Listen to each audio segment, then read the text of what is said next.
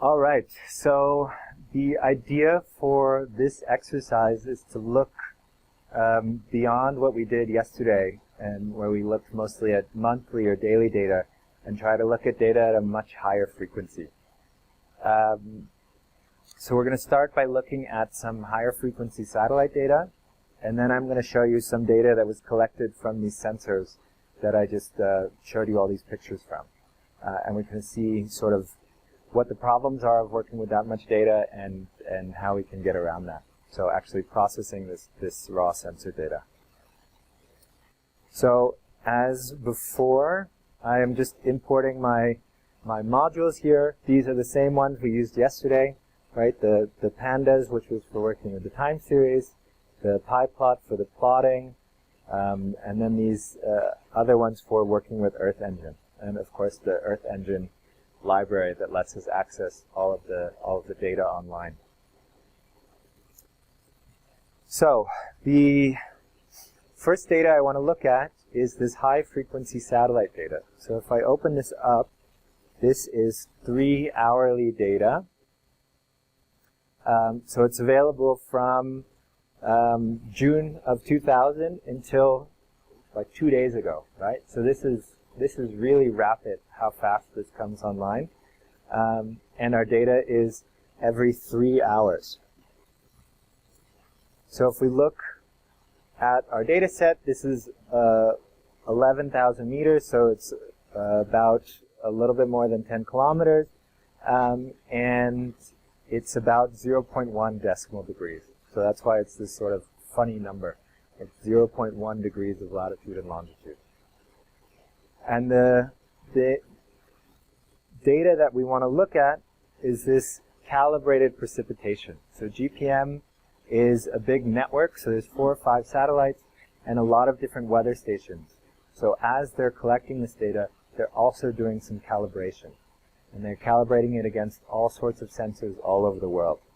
So within this data, you can get the raw precipitation, but they also provide, within 2 days, this calibrated precipitation in millimeters per hour. So this is the data that we want to look with. So every 3 hours, we get a rainfall rate.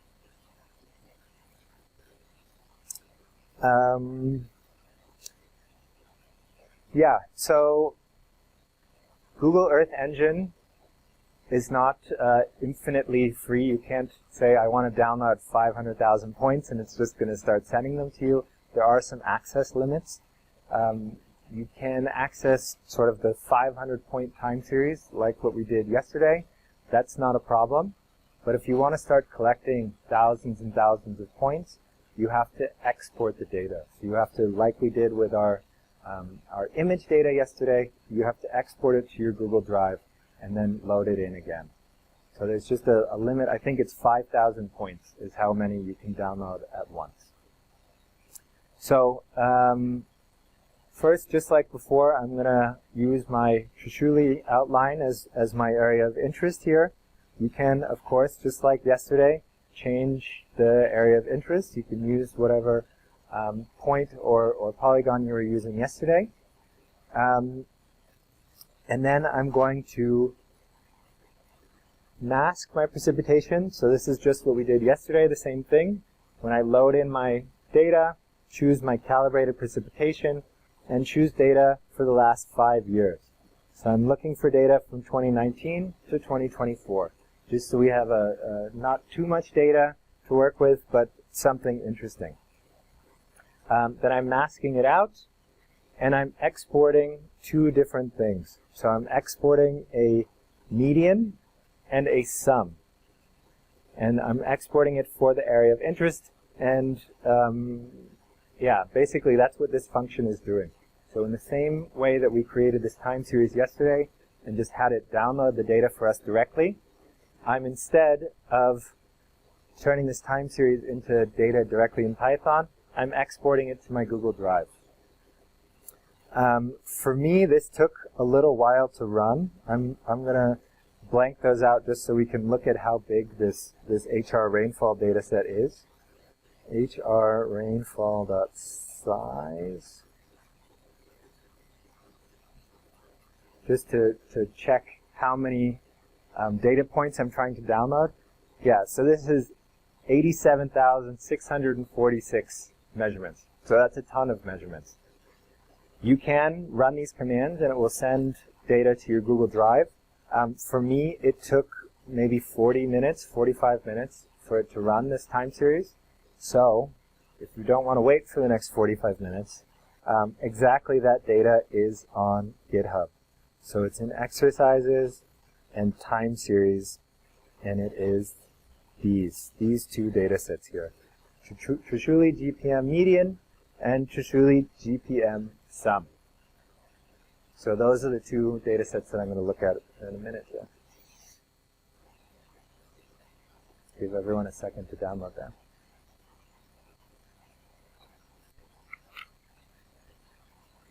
I might even be able to, since I did this last week, look at how long it took to export these.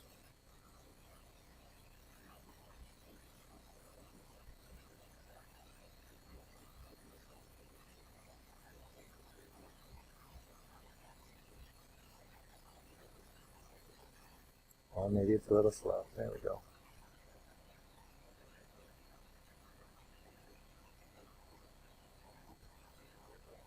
So, no, I don't have it on here anymore. Alright, you're going to have to believe me that it took about 45 minutes for it to run. So, once you've downloaded this data, I'm going to look at this GPM median data. And this is just this CSV data. And if I look at it, let's open it up here in our workshop.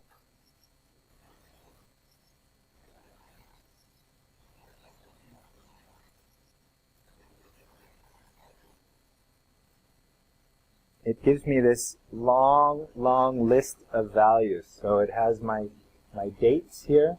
So it has a year, month, day, and then the hour. So we get this basically every 30 minutes. And then it gives me some value. But it's sort of wrapped in this extra piece of text. All we really want is this 0. We don't want all this extra precipitation calibrated stuff. So that's just the default of how Google Earth Engine exports these things. Fortunately, since it's standardized, it's always the same thing, we can just strip that out. So what my little function here does is I'm loading the data, I'm converting the dates into something that Python knows what to do with, and I'm getting rid of all this extra stuff, like getting rid of these things, getting rid of the null values, and fixing that into something that we can work with. Then, just like yesterday where I showed you how to turn this into a pandas series that is easy to work with and export as dates, I'm doing that here with my dates and my rainfall values. And then the two extra things here is I'm resampling the data.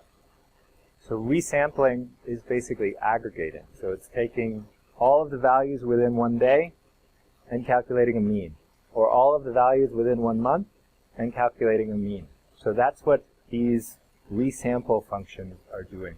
I'm turning my half-hourly data into daily or monthly mean data. If I run this, this should be exactly the figure I showed you guys in the presentation before, which we'll open in a second. Yeah. So this is exactly what we looked at this morning, right? Where we have these high rainfall rates and then these averages throughout the year in terms of days and months. So not as quick and easy as working with that monthly data that we could pull directly into Python, but still pretty fast to access, averaged over the catchment, 5 years of every half hour a rainfall measurement. So this is still a pretty nice, big, high-frequency data set. Now if I look at the differences in my data sets here, I can see that when I start resampling, my data volume gets way more manageable. I go from sort of 88,000 to 1,800 to only 60. So if you download or you collect this really high-frequency data within pandas or similar libraries, it is pretty quick and easy to convert it to a different frequency. So if you know you have 1 minute data, but you only actually need to provide someone else with 15-minute data, you can choose how you aggregate it or how you average it. And this is a nice thing to be able to do. It's usually better to have higher frequency data and average it than have low frequency data and try to make it fill in some gaps, because you're just sort of not making real measurements in that case. And if I look at precipitation sums, this is exactly the same code here, except I'm using a GPM sum dataset instead of my GPM average dataset. The figure looks similar, but a bit different. Now that we're aggregating, we're adding things up instead of averaging. The zeros have sort of less of an impact. You start seeing that there was some really, really high rain months in 2022, much higher than you had in any other year. Especially some really high rainfall days in here as well.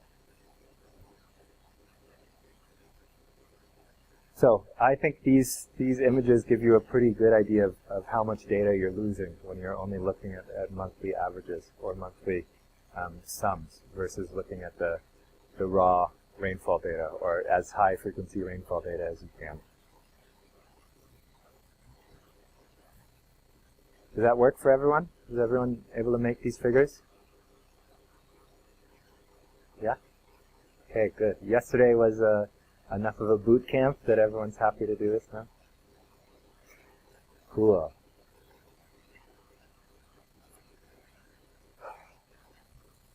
Okay.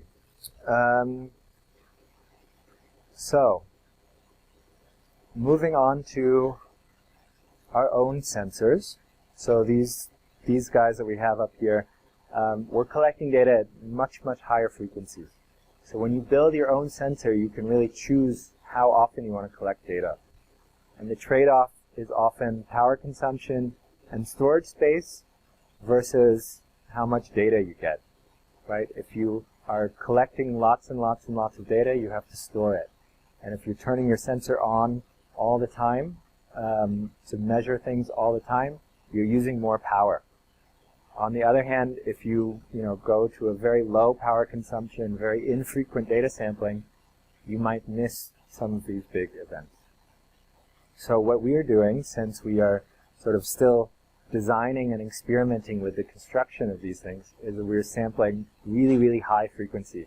And we're not stressing out about power consumption or how much data we have to store. We make sure that our codes are set up so that when we send our data back to our computers in Potsdam, we don't leave the data also sitting on our hard drives. So we're always clearing some extra storage space to make sure we don't overburden our data logger. However, since we're collecting this data at this sort of one frequency or 1 minute interval, we end up with a lot of data. So when I last checked for one of our stations, I had more than 18 million measurements of temperature since May, which is really a lot. It's not the biggest data set I've ever seen, but it is way more than you need to measure how temperature has changed over the last, not even 1 year. So even on a quite powerful computer, loading in 18 million points and trying to make a plot is tough. You're never going to be able to visualize that data. It's not going to be helpful. You'd have to make a chart that was like as long as this room to be able to put every individual point in there. So just to give you guys an idea of what this really, really ridiculously high resolution data looks like, I clipped out just the last couple weeks. So this is from one of our temperature sensors and a downstream portion of Trishuli, and it's just since the beginning of February, so just a couple weeks of data. And this data here, it's all also on the GitHub. So this is this TR dam temperature. Oops. So this TR dam temperature data. And this is, let's see, it's about 20 megabytes, and if I open it up and look at it, it's just some sort of index, and then a date, and then some value. So it's super simple. And even with that, it's still 20 megabytes of data. It's still a pretty big data set. But you can see if I look at my date here, right, I'm at 2 seconds, 2 seconds, 3 seconds, 4 seconds. So I have data basically every second.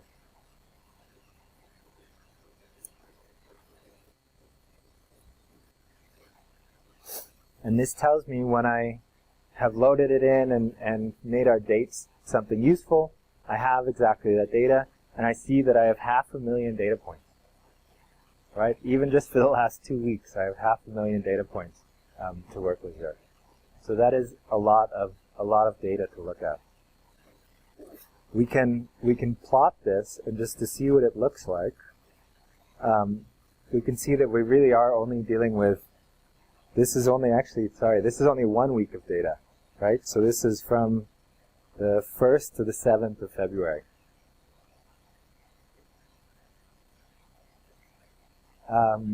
And this is probably a lot more data that you need to really characterize how much the temperature is changing throughout the day. You're pretty sure that you're not going to miss any temperature changes when you have 1 second data, but you are probably doing more than you need to. So just like we did this resampling above with the GPM, we can do the same thing with this high-frequency data. So this next little piece here is I'm going to plot my 1 second data, and then I'm going to resample it to 1 minute, and then to 5 minutes, and then to 15 minutes. And I'm always using an average, so a mean, to resample these things, just to be able to put all these things on the same chart and see how similar they look.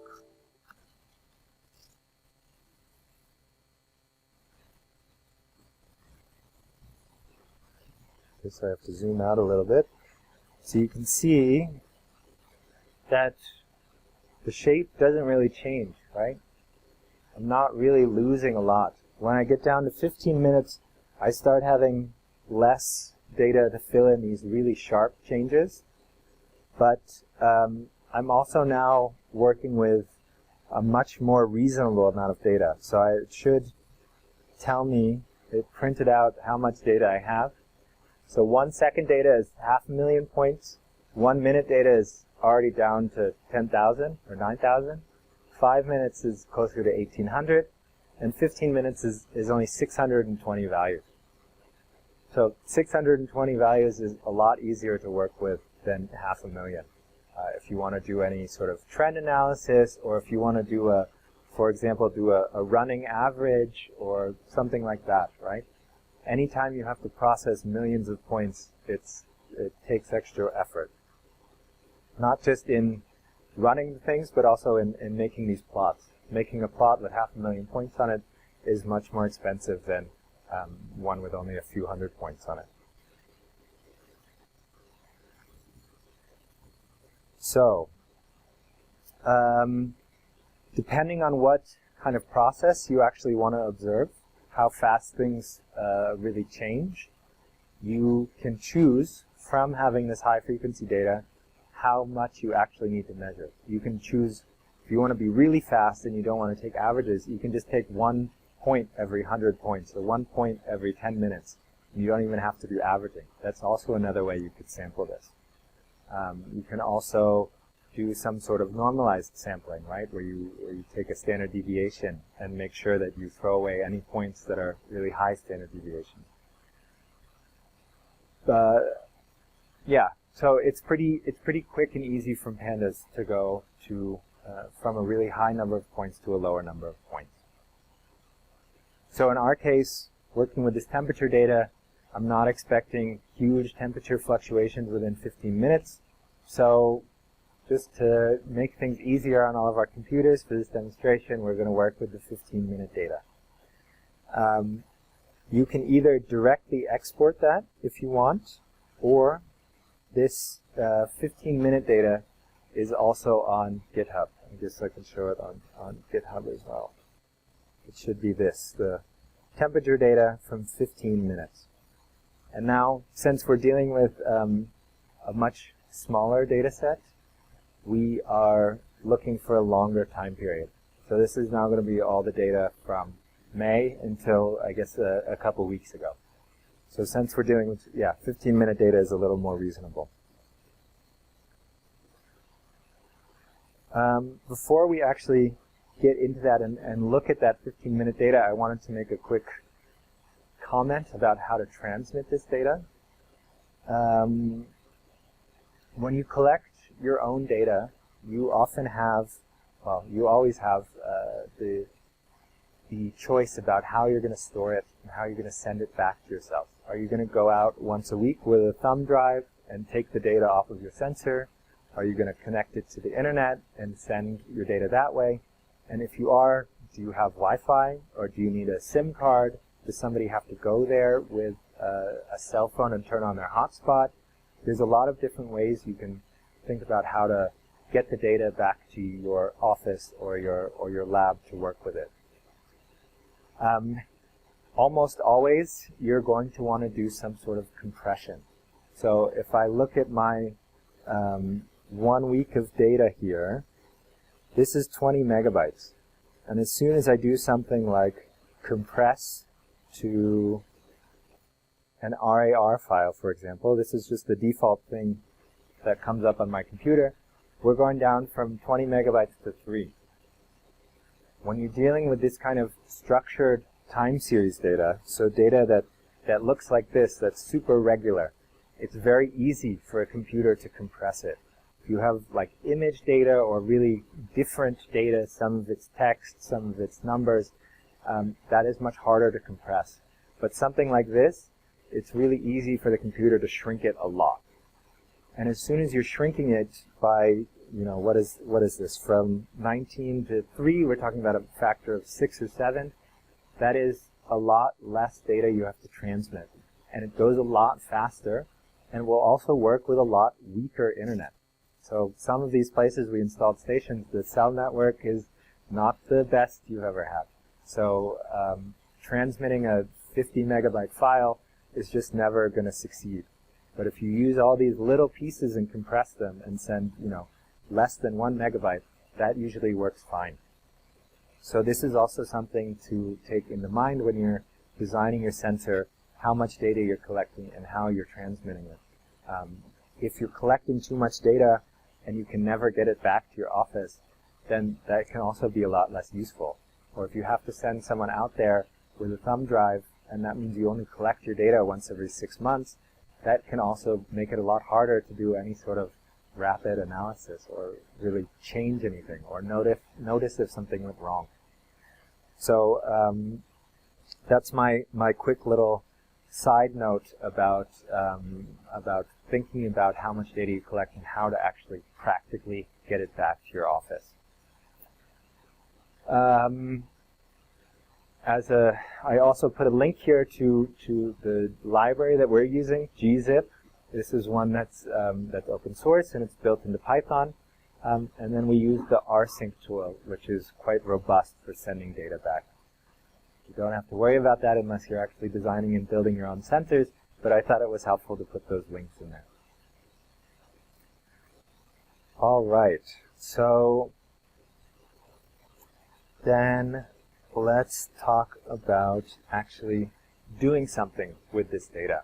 So now that we have taken our 18 million 1 second points and turned it into something a little more useful, we have our 15-minute data. What do we actually want to do with it? And I chose a couple examples from this temperature data with things that you couldn't do if you only had daily or weekly data, just to give an idea. So, for example, day versus night temperature differences. That's something you're never going to get from a satellite temperature measurement. So let's load this data in. And I can see that my whole data set from the beginning of May until, like a week ago, is about 25,000 points. So it's still a pretty big data set, but it's significantly smaller than that 1 week of data that we looked with at the beginning. And let's make a plot out of this. And it's still going to be a pretty big plot. So this is what our temperature data looks like over the course of the year. We have, of course, these really big day-night fluctuations, and we also have some pretty big fluctuations when you have rainstorms. But we have this sort of gradual temperature change throughout the year. And this is a station that's rather low in the valley, so it's not experiencing these really big seasonal temperature changes like some of the higher elevation areas will. So the difference in the average temperature isn't that much. I mean, it's still probably 10 degrees different, but it's not a 30-degree swing or something like that. So let's maybe zoom in on 1 month of data. So when you have a data set loaded like this into pandas, where pandas understands the dates and the values and how they're linked together. Yeah, this is a great song, right? We can access some information about the times. So I can, for example, out of my series here, I can find out what year every single value is. And I can find out what month every single value belongs to. So if maybe I'll add a line here so we can see what this looks like. f.index.month. And this is going to give me a long list of what month every value is associated with. And I can do the same thing for year, and I can do it for the day. I can basically access all of these different pieces of information about the date, where if you just had a bunch of text representing a date, you would never be able to find out which one is the 25th of February or something like that. I think there's even more complicated ones like day of week and the day of the year. So maybe this day of week thing is more interesting if you're doing analysis of like financial data or something like that. But the point is that there's a lot of information about the dates that you can access. And when you can access that, you can also choose out a smaller subset. So I can access my year, and I can access my month, and say I only want data that's from January 2024, and just make a small subset and call it January data. And now when I plot that, I only have data for the last month, basically. So I still have a lot of data in here, and we can still see a lot of these patterns, but I'm limiting myself to 1 month. So for this month, let's try to get a couple of these different high-frequency metrics. So one that I always think about is this day and night difference. That's something you also need this precise time information for. Then we can look at how different the peak and the minimum are from the daily average, just to get an idea of what the amplitude of the temperature is, how much it changes throughout a given day. And we can also get the rate of the temperature change. So are there times when temperature is changing really fast and times when it's changing really slow? Since we're using this pandas library, Python has a really good understanding of these dates and how they're related to each other. So this is, as I said, how we got 1 month out, but we can do the same thing with different data. So for example, the hour.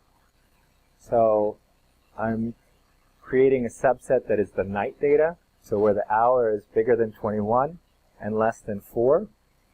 So basically the middle of the night. And I'm doing a daytime subset, which is from 10 a.m. to 4 p.m. So the middle of the day. And then when I have these subsets, I'm getting the minimum and the maximum. So the minimum nighttime temperature and the maximum daytime temperature. And I can plot those two things and see what our spread is for every day in the month. And we can see it sort of looks like it's getting wider, right? Here in January it was a little bit closer, and now it seems to be the day and night temperature differences are getting a little bit bigger over the last month. We can check if that intuition is right by just doing the daytime values minus the nighttime values. So that gives us basically this day-night spread. And we can see that it definitely is, right? It's going from, about 10 to about 13. So over the last month, it's been getting probably warmer during the day and not really warming up as much at night. So maybe it's getting sunnier, or it's just slowly becoming spring.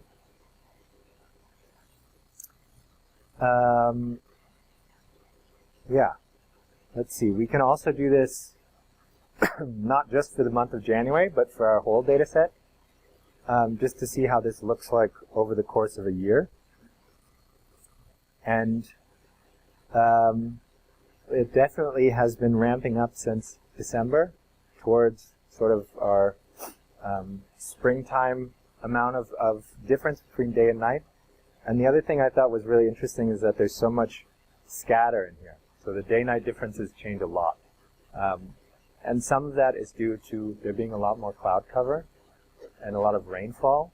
So you can get these really rapid temperature changes. And it also makes a big difference if the rain comes during the night or during the day.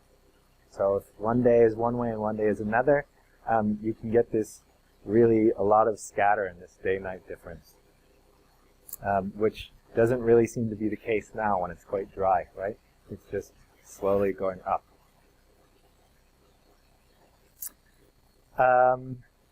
Cool. So that's looking at some day and night differences. The second thing I wanted to look at was basically a difference from a daily average.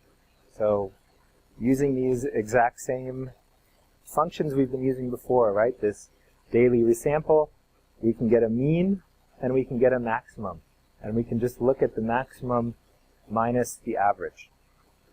Or we could do maximum divided by the average. Maybe that's more interesting. And that tells us that just like our day-night differences, this has also been changing a lot, basically, since October. So is October when it stops raining? Or is there still a little bit of rain in the last few months? A little bit. Well, I would say that this maximum and average being about the ratio of 1 and then going up, I think that's basically the seasonal cycle coming out here super clearly, that there was a big change in what was happening with the temperature in around October.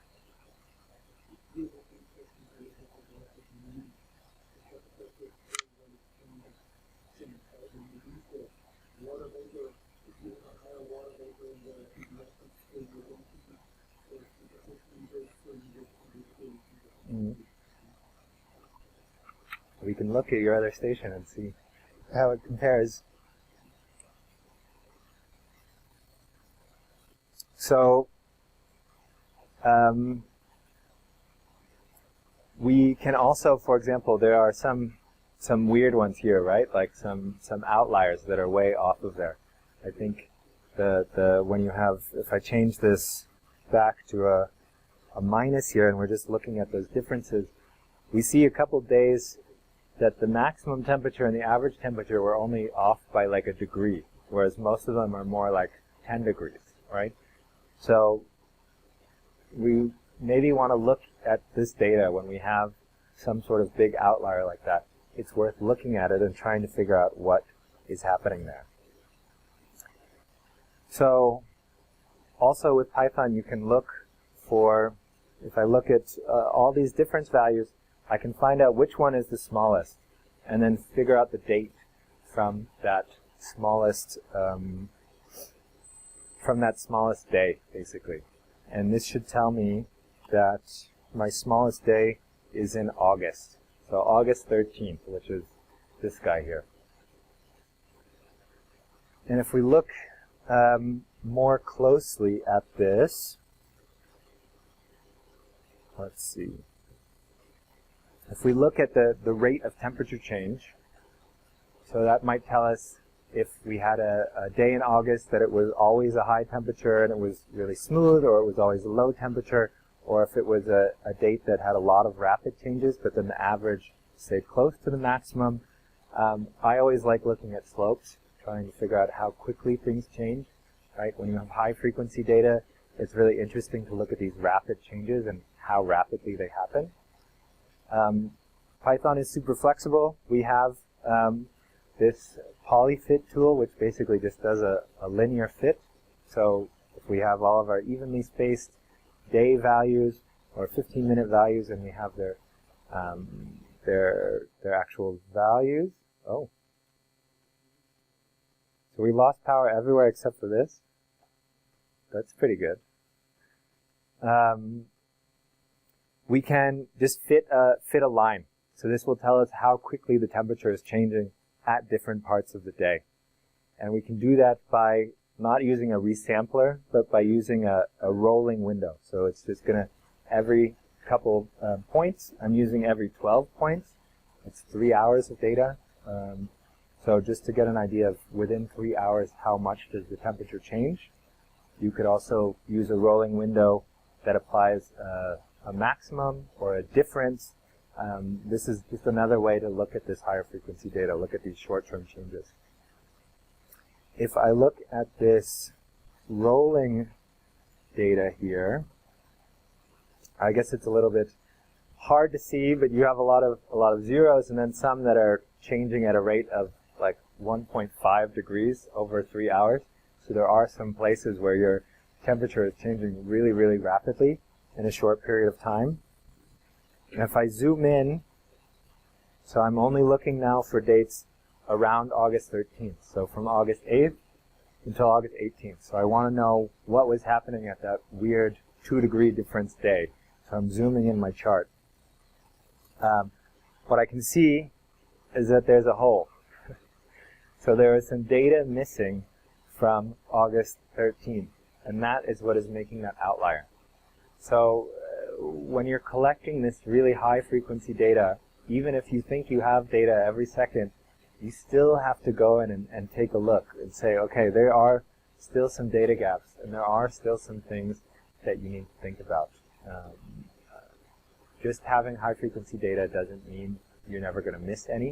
It just means you're less likely to miss some. But you still have to take into account those problems when you're doing your analysis.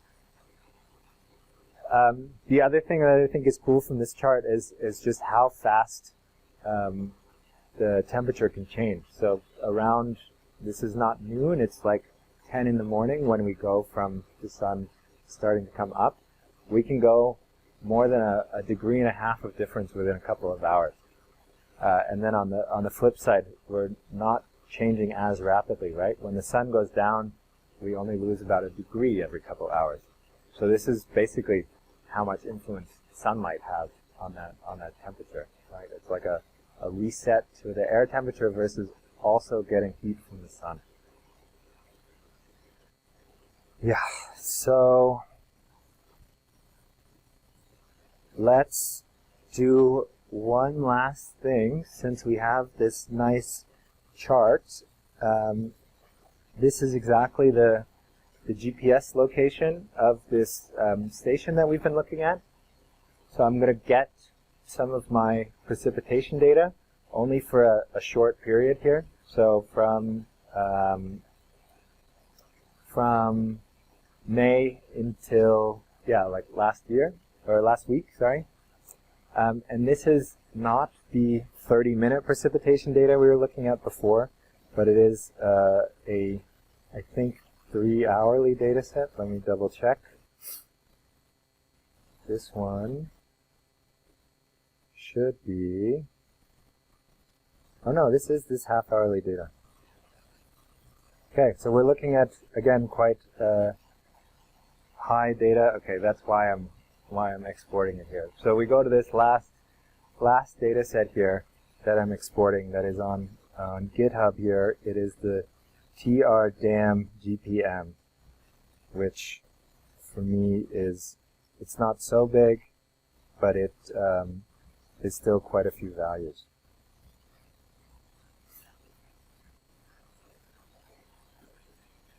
And I don't need to export it again, so again, whenever you see this sort of blue color of text here, it's just a comment. The computer's not actually going to run it. So if I don't want to run this line, I can just put that hashtag there. Let's open this up and see what it looks like. RSD. So my rain data is 12,000 points. So it's still quite a lot of points to overlap with my my sensor data. When I resample it to daily data, RSD, we are only looking at about 259 days. So the reason I wanted to sort of just resample this into a rainfall sum is to get an idea of when we look at a day-night difference in our temperature, or a minimum maximum temperature difference, are those somehow associated with days that we had rain or not? And are they associated with days that we have a lot of rain or a little bit of rain? So I can look at my temperature data.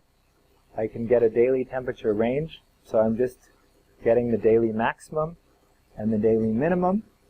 And then I'm going to plot right on top of that my daily rainfall amount.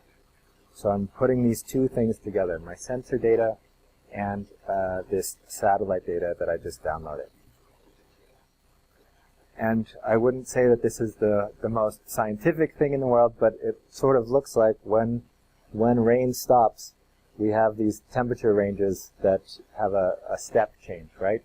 And here, before the rain's really starting, we also have these higher temperature differences. When we have rain in here, we have a lot more variability, and the rain can really shrink that temperature range, right? If it's raining all day, the maximum temperature doesn't get as high. It's sort of a little bit more flat. And here, when we don't have so much rain and we have more sun, then we have a much bigger temperature difference from the day to the night.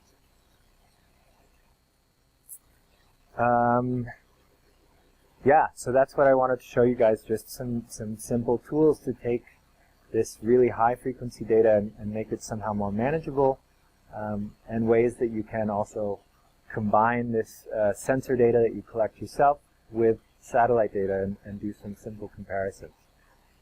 We could also probably put this on a scatter chart if we wanted to see if there's some sort of relationship there. Once you have things at the same sampling frequency, it becomes a lot easier to compare them. So this is why I made that GPM data into a daily average, and I made my sensor data also into a daily range, just so it's easier to compare them. Any questions or comments or further things you want to discuss about this?